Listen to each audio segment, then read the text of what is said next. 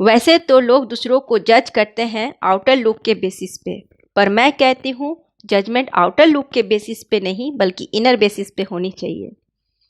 Hello, my name is Subalakshmi Goswami and welcome to my channel intimate view point. हम सभी के life में एक कॉमन विश है, इंग्लिश। हम इंग्लिश में बात करना चाहते हैं, इंग्लिश पढ़ना चाहते हैं, इंग्लिश लिखना चाहते हैं। इंग्लिश ना चाहकर भी हमारे लाइफ का एक इंटीग्रल पार्ट बन चुका है और हम इसीलिए हम कभी कभी क्या करते हैं, बात करते समय इंग्लिश में कुछ ऐसे वर्ड्स और सेंटेंसेस या फ्रेजल वर्ब्स का यूज़ करते हैं जिसका एग्जैक्ट मीनिंग हमें पता नहीं होता और जिसके वजह से हम उसे प्रॉपर प्लेस में यूज़ नहीं कर पाते। और इससे क्या होता है, हमारा इंग्लिश अनइम्प्रूव्ड सीम करता है और जो हमारे इमेज को भी इफेक्ट करता है। आज इस वीडियो में मैं आप लोग के लिए कुछ ऐसे ही फ्रेजल वर्ब्स लाई हूँ मीनिंग के साथ, जो आप अपने सेंटेंसेस में यूज़ करके उसे इम्प्रूव कर सकते हैं। So let's get started.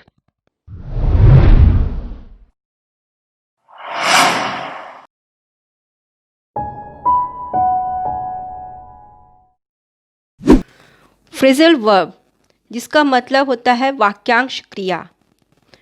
Phrase का मतलब होता है वाक्यांश और वर्ब का मतलब होता है क्रिया, मतलब सेंटेंस का वो पार्ट जिसमें वर्ब इंक्लूड होता है।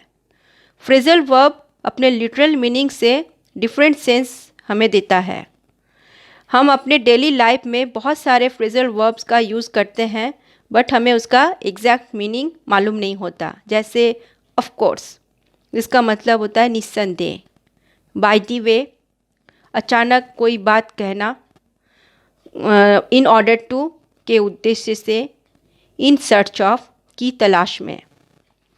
ऐसे ही चलिए देखते हैं कुछ और फ्रेजल वर्ब उसके एग्जैक्ट मीनिंग के साथ ही उससे रिलेटेड हम सेंटेंस भी देखकर और उसे कम्प्रीहेंसिवली उसे समझते हैं।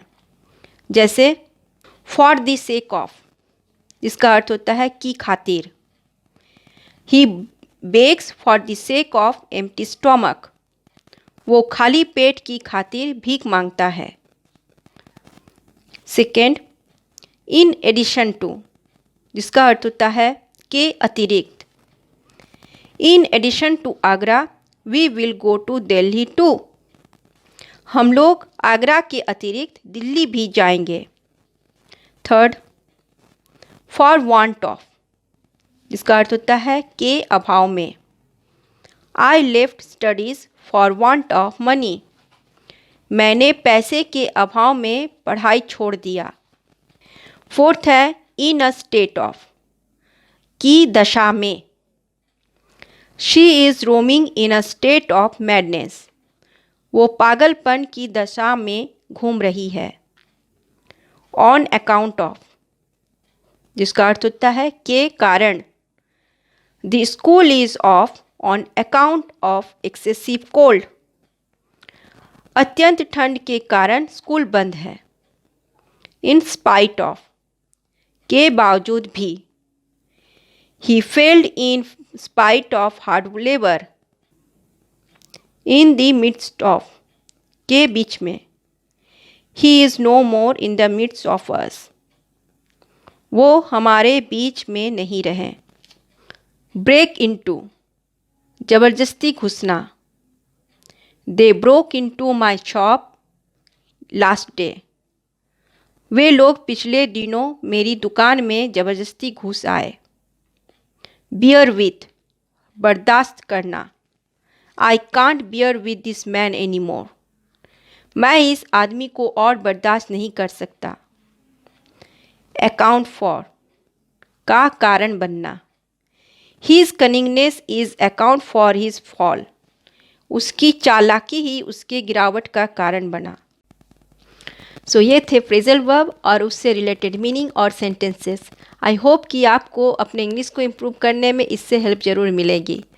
इससे पहले भी मैंने एक वीडियो इंग्लिश के कुछ इम्पॉर्टेंट वर्ड से रिलेटेड बनाया है, जिस पे मैंने उसके मीनिंग को सेंटेंसेस के थ्रू कम्प्रीहेंसिवली एक्सप्लेन किया है। आप उसे भी देखकर अपने इंग्लिश को इम्प्रूव कर सकते हैं, जिसका लिंक मैंने नीचे डिस्क्रिप्शन बॉक्स में डाल दिया है। सो आज के वीडियो में बस इतना ही। नेक्स्ट वीडियो में फिर मिलते हैं नए टॉपिक के साथ। तब तक के लिए बाय।